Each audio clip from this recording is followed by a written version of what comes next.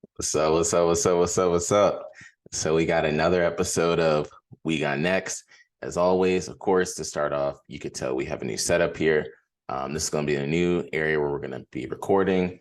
I moved last weekend, so this is what it's going to be. Hopefully you guys like it. Hopefully it's a little bit better than it was before. I'm super excited for this episode for so many different reasons. The biggest reason is everything that happened with the FTX, what is going on going forward with the FTX. We're going to cover a little bit of sports as well. We're going to do the game picks, but today just going to be rocking with me. Shout out to Steven as always for holding it down for so many weeks in a row, but we're going to get right into it. The first thing, as always, make sure to end up liking, subscribing, and turning on the notifications for when it comes to the YouTube. Make sure to hit up Steven at Steven_Springs on Twitter, and also make sure to hit up the Quick Slant. Steven always tries to end up putting out the Quick Slants on Thursdays at 8:30. So shout out to him for doing that. Super excited to always hear about it. Super excited to always see what happens with Penn State. He's going to always give you guys the content each and every week, and that's something that we always look forward to. The other thing I want to end up just shouting out is the spaces. So I've been doing spaces on Mondays. About 33, 34 episodes we've done in a row. So thank you all for continuing to support us. Thank you all for continuing to just listen to everything that we end up putting out with NFTs, especially even though the market's going down and a lot of people are starting to just say the same content. We try to just provide you all with something different, so people can end up hearing a different point of view of what is going on in the NFT worlds, what's going on in the cryptocurrency world itself. And just jumping into things, we just had one on Monday. The one we had on Monday was wild. We were on that joint for almost damn near 2 hours. So salute to everybody out there that listened to us the whole time throughout us just shooting the shit, talking to different projects. I don't even know where to begin. We had so many different projects on the show. Just to name a few of the projects that we had on the show, we had Madville, Cha-Cha Vans, we had Domination, we had Simpler, we had Hemp City, and just a salute to all of them. We appreciate you as always for just coming on the show and just rocking with us.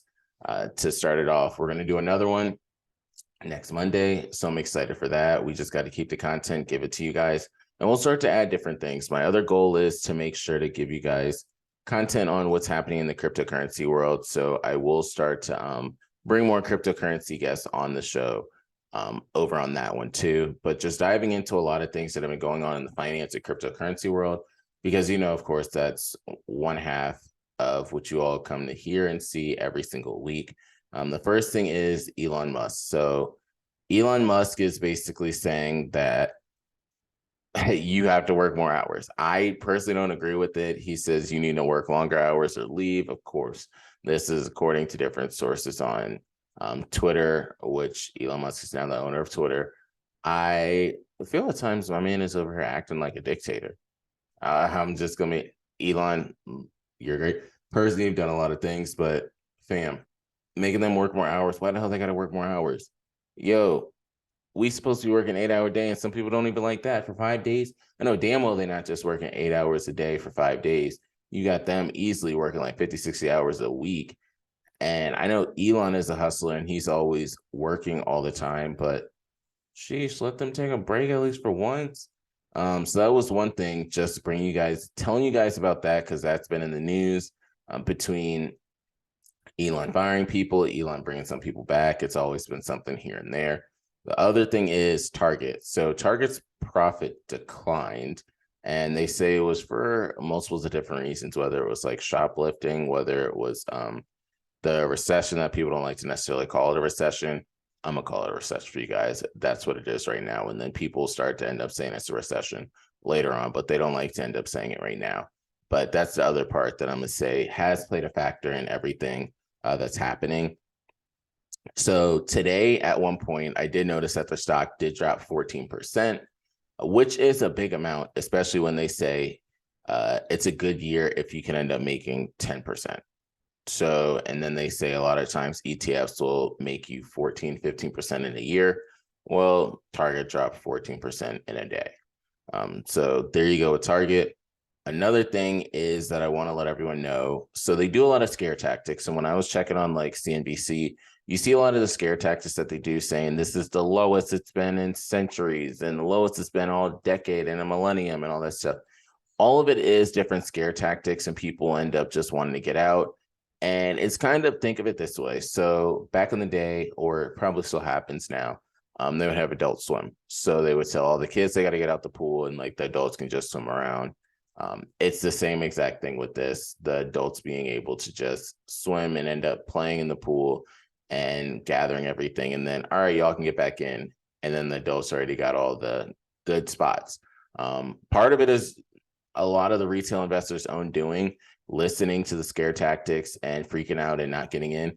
To be honest with you, I and my company have a good amount of capital on the side, and we are going to be getting in, whether it was from selling NFTs or just positioning ourselves for the market. We didn't necessarily know that this FTX event was going to be happening, but with this FTX event and Sam Bankman-Fried event happening, it puts us in a good position to start slowly DCAing into different projects that we feel suit us best. And over the next couple of days, I will start to announce them and let everybody know about it. But don't be too concerned about everything that's going on, whether you're looking into buying a house. And I mentioned it numerous times on the show, don't get one right now. The prices of houses are going to start to slowly go down. So just pay attention, not doing any insider information giving on any of this, just telling you what you all see on the news, and just use that to your advantage, because clearly we're in the parts of a recession, and that's where we'll end up going forward. Another thing is Goldman Sachs. So Goldman Sachs put out a like saying that Lincoln National Insurance Company is a company that you all should look into.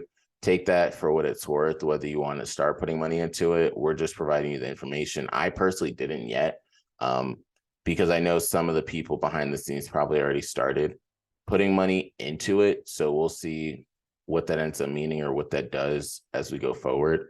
The other thing that I want to end up saying, and this does affect a lot of us out there, but student loan forgiveness is still on hold. So this was something that was big, that at one point everyone was like, oh, we're going to get the student loan forgiveness. Make sure to put it in and everything will be good. It sounded great. $10,000 that people end up getting. Life would be glorious. Life would be a much different way. Shit ain't sweet right now.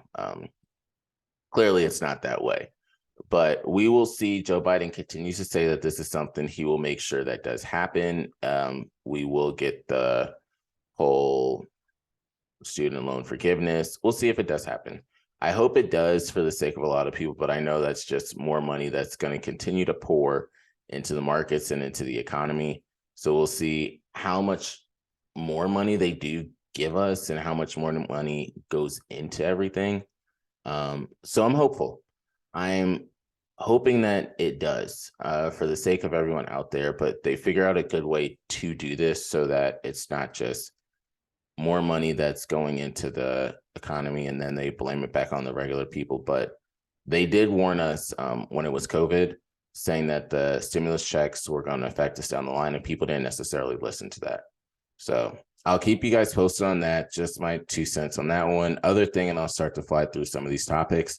Steve Mnuchin. So Steve Mnuchin, he was offered the opportunity to end up getting into FTX as an investor twice, and he passed on it. He said this on different shows. I remember hearing it on like CNBC a day or two ago.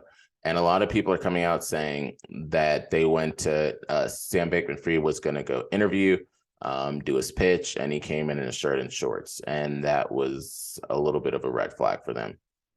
Personally, it is a red flag a little bit. We think of it as like suit and tie, a little bit dressed up, come professional, and you come in a shirt and shorts, and it's kind of like you're playing with my time. So that was one thing. Another thing, just to let everyone know about, is JetBlue. So JetBlue plans to start flights, the transatlantic, next summer to Paris. So that's something else that's big. As you all know, JetBlue did work to acquire Spirit, so it can have more airlines and start competing with the bigger players that are out there in the, I would say, the domestic space within America. And that was their big play. So now they could start expanding and start competing with like American Airlines, United, and different ones like that. So we'll see how that goes. Another big fallout, and they call it right now the FTX contagion, is Genesis. So Genesis Capital for everyone out there was the Gemini Earn program that Gemini did have. Genesis has put on hold the withdrawals and starting to affect Gemini. There's been rumors out there. I haven't tried it yet, but there's been rumors out there that some people have not been able to withdraw their funds from Gemini as well. And this is all because Genesis was a lending platform and they were affected by FTX. If you all heard of as well, BlockFi was affected. BlockFi is going to have to file for bankruptcy. And Anthony Pompliano is getting a lot of shit for that because he sat on the board. He talked about it every single time on his Lunch Money show, on his the Pomp show, the Big Business show. Any one of his shows, you always heard them talk about BlockFi. BlockFi is going to the moon. BlockFi is a rocket ship. And for BlockFi to end up hitting the shitter, FTX going down, a lot of these people were sponsored by FTX. It leaves a sour taste in people's mouth. And with FTX as well, with me saying that, Steph Curry, Tom Brady, and various other athletes are a part of these lawsuits that are happening because they were promoting something, and this is what happened. Even Kevin O'Leary, Mr. Wonderful, was another one out there that believed in FTX, and it's just a constant thing. You have these other companies that relied on FTX that were going to get bailed out and bought out by FTX, and it's not the case right now. They can't, because if the company that's supposed to buy you out, if the company that's supposed to buy you out can't buy you out because they're filing for bankruptcy, you're going to go bankrupt too. So we'll see how that ends up going. I do have some funds, not a lot, but some funds that are on Gemini. So I'm going to trust in the Winklevoss twins. A good amount of my funds I always keep in like cold storage or hot wallets, just so I'm in control of them. So I'm curious how this ends up playing out. I'm curious what'll end up happening and how this ends up going. But I want to just let you all know, if you do have funds in the Genesis program or the Gemini Earn, I am hoping that you are able to get your funds out of it as soon as possible. But the final one on this topic is, I got to give a big shout out to Taylor Swift. Taylor Swift is selling out stadiums. A lot of people like to hate on Taylor Swift, give Taylor Swift grief and shit like that. Taylor Swift is doing her shit. And that says a lot coming from me, because I'm not always the one that does talk about Taylor Swift and this and that, and we keep it financed. She's selling out these stadiums. Taylor Swift got bread. That's all I will say. So I wanted to end up just saying that. Another thing, just adding into it, NVIDIA's revenue falls 17%. But the data center does show that there will be growth going forward. And then another thing is, Vanguard says a 60-40 investing strategy is not dead and will work again. Just keep some funds on the sidelines. That's a big thing that you want to end up doing. Sorry, I'm going to end up telling you this and I'll go back to what I was talking about, funds on the sidelines. Another story was Taylor Swift tour ticket fiasco leads to call for Ticketmaster and Live Nation to break up. Basically what that's saying is they have a monopoly and they run so much of it that you have two big powerhouses that are controlling everything. So that's all right there. But just keep some funds on the sidelines. Don't always put all your funds into something just because you feel you're going to miss out. Don't do it. I've been at that point, and I can just say it's not necessarily the smartest decision for you to make, to put all your funds in something. Just be patient. Things will be good. Things will be fine. And you all will end up being in a better position if you just let the market feel itself out, let you all figure out what's going to happen. Shit will be fine. So just with that, segueing over into some other exciting things that are coming up, and we brought this up and it's about to get started. That FIFA World Cup is starting on Sunday. The first game we have is Ecuador and Qatar. And I'm going with Ecuador, but I don't know if you guys have seen the pictures. I'll see if I can pull it up real quick for you all. But where the United States men's national team is staying, they got their own little private island out there. Like, it's on the water and stuff. Clearly they all made this for now. But my other big thing is, oh shit, Ben Simmons doing some random stuff. But the other crazy thing about this is, what are they going to use all of this for afterwards? Like, it doesn't make any sense. So they always say what happens after Olympics leaves, what happens after anything leaves, any of these big events, where does all the what happens to the places? Are they just there? What is going on? So we'll end up seeing what happens to these different islands, how that ends up going. Who knows?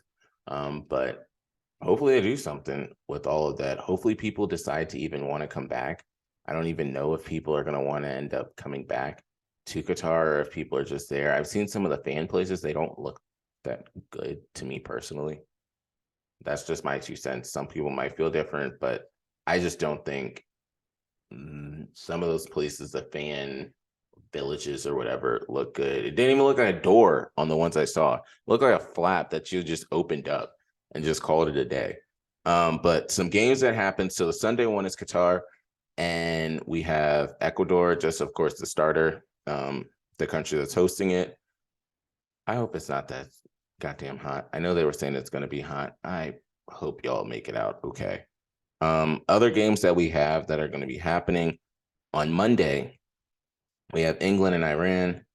We have Senegal and the Netherlands. And then some Tuesday games, we have Argentina's playing, Mexico's playing, and France is playing. Just going with the first games, I'm going with England, of course, and I'm going to go with the Netherlands, but pay attention to Senegal. That's going to be a little sleeper game. I wouldn't be surprised if Senegal does win, but I'm going to go with the Neds on this one for you all. The Tuesday one's, of course, a lot of people's fan favorite, and the one to win it all. Argentina does play. Mexico, as I mentioned before, is playing.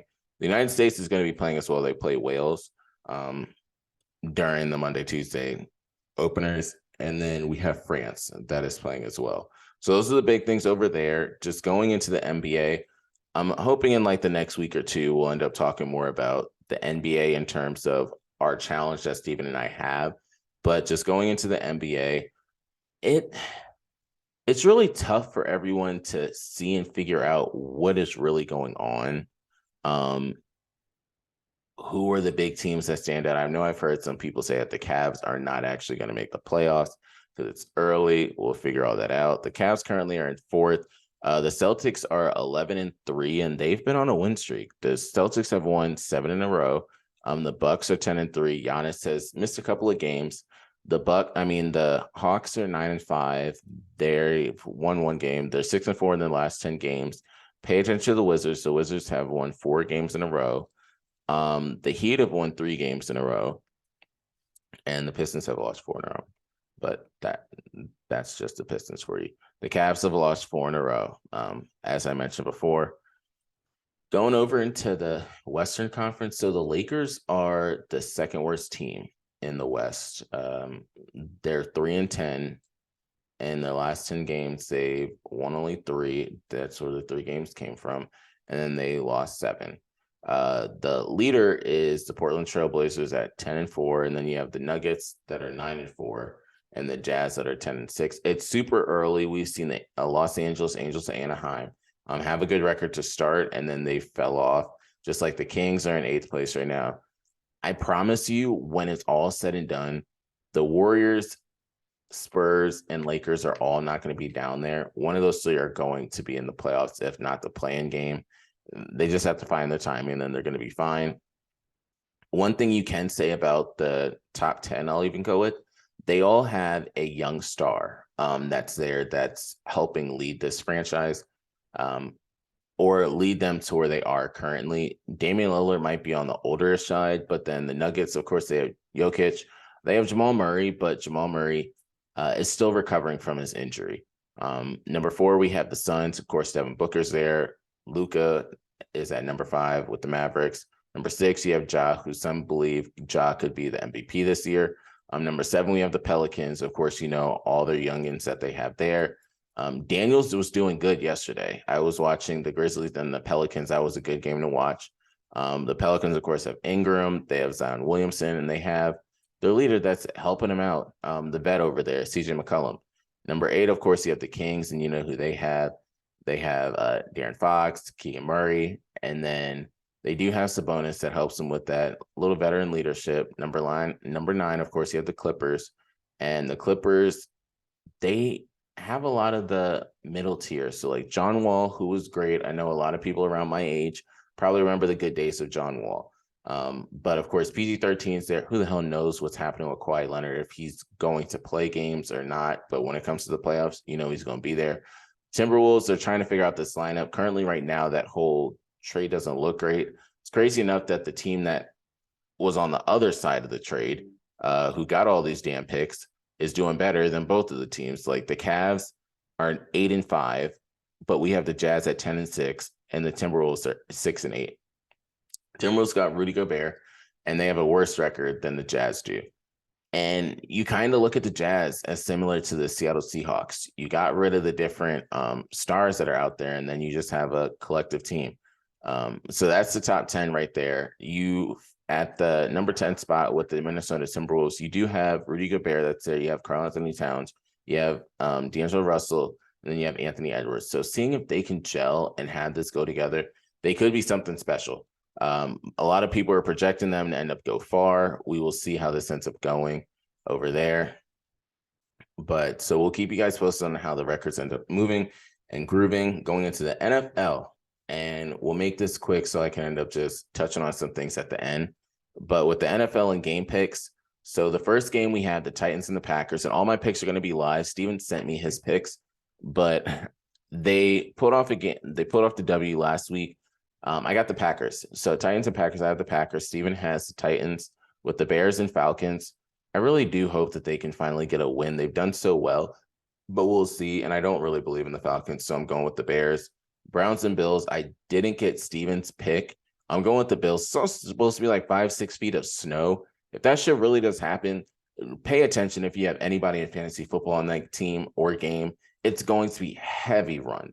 They are not passing in that much. And Josh Allen has some injury with his elbow, UCL. They're not passing.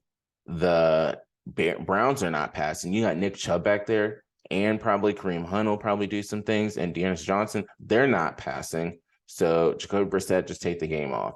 I'm a little hesitant to play even the running backs in that game. I'm not playing Stephon Diggs because it's going to be cold as shit. But then also the amount of snow, you're not going to necessarily be able to even see half the things throwing down the field. There's going to be certain fumbles. If you remember that Lions-Eagles game when it was just straight snow, Shady McCoy did well, but it's going to be a little bit tough of a game. Eagles-Colts. So I got the Eagles. I think they're going to be in a redemption mode. Coming back from their loss that they just had to the Commanders on Monday. Steven has the Eagles as well. Jets and Patriots. I'm going to go with the Pats. I'm a little hesitant on that one. I'm going to go with the Pats, but don't be surprised if the Jets do pull this one off. This is a big game for the AFC East as a whole because a lot can end up happening, but I'm going with the Pats.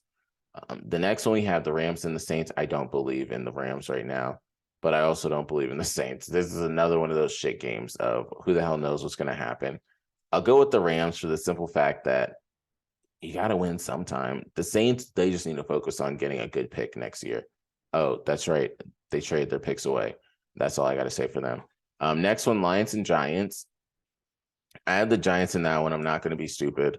Next one, Panthers, Ravens. You already know who I go with all the time. Steven has the Giants as well in the Giants-Lions one. Panthers, Ravens. Steven has the Ravens.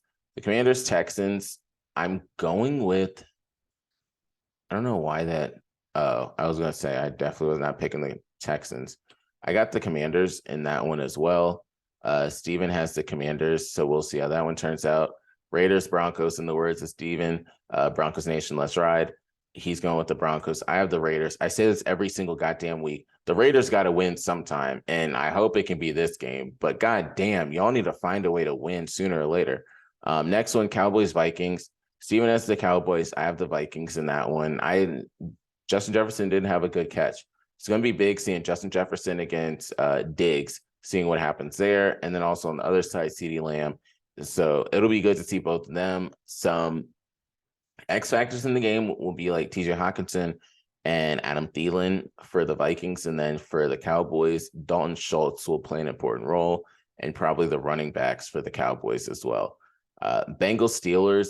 I'm going with the Bengals. I just pray that Joe Mixon don't go off. I'm playing against Joe Mixon in so many games, but I could see the Joe Mixon and the Bengals going off on that one. They still don't have Jamar Chase. So that's going to put a lot on T. Higgins and Tyler Boyd over there. Chiefs, Chargers. I'm going with the Chiefs. I don't really think the Chargers are going to pull this one off, but they are playing in Los Angeles.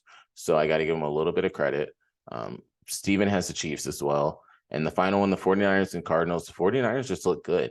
I don't even know if Kyler Murray is going to be playing, which does play an important part in how this game ends up turning out. But if Kyler Murray doesn't play, definitely the 49ers. If Kyler Murray does play, I don't really know. It might be a big James Conner game, potentially a big Rondell Moore game and DeAndre Hopkins game. We really have to see how that game ends up going. And Cliff Kingsbury is starting to be a little bit on the hot seat. You paid money to Kyler Murray, and I know some of them are probably thinking they wish they probably didn't, but how many options we end up having too? That air raider offense that they were preaching so much about and how it was when Cliff Kingsbury and then Patty Mahomes were at Texas Tech. We're trying to see if that ends up continuing over here. But that's really all I have with the sports. And then that's what I have with the finance side. Some shout outs I want to do is just shout out to you all for always listening and tuning in to when we do these episodes and when we do these shows. Give your comments because we do really appreciate that. I'm going to try, especially at the new crib now, give you guys more content like in different ways. So that's my goal. I'm going to be able to get back to the fantasy information. I'll try to put that on Friday or Saturday. So you guys have that as well. Some different pickups that you guys should end up paying attention to. I would definitely encourage you all to look into and pay attention for like Allen Robinson. I know there's another one out there. There's other wide receivers out there that they're saying to pay attention to for the Rams, but somebody has to be able to pick up the slack since Cooper Kupp is not going to be there. Cole Kmet is finally being the player that people were expecting him to be. And Justin Fields is doing well. Justin Fields is been like QB1 for the past couple of weeks. Justin Jefferson currently overall is QB4 last I checked. So continue to see that. Rachaad White is a pickup out there. Rachaad White is currently on a bye, but make sure to end up picking him up if you can. Elijah Mitchell is another pickup that people should end up looking into because him and CMC have been both getting a lot of play, and the 49ers love to run the ball a lot too. Other ones just end up paying attention to. Some people might need a quarterback. Marcus Mariota might be able to have a good game. Daniel Jones is another one that could have a good game. And Taylor Heineke. I think Taylor will at least get one touchdown in this game. So if you're just trying to get average points, Taylor wouldn't be a bad one to pick up. Shout out to the ODU legend himself. With that one, I'd love to end up seeing Taylor Heineke and Zach Pascal after the game, just signing jerseys and exchanging them. I remember when I was able to just watch both of them because I was at school at the same time they were both there. So it's great to just see them both in the league. Hopefully Taylor can get some sort of contract that he's not just worrying about 100, 200K each game, but he can end up making more than that. So looking forward to seeing what happens with the Commanders going forward, seeing if they end up selling the team. Apparently it's supposed to happen potentially in March around like the owners meetings and stuff of that nature.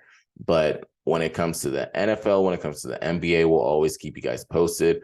FIFA World Cup, you already goddamn know we about to have that shit on lock too.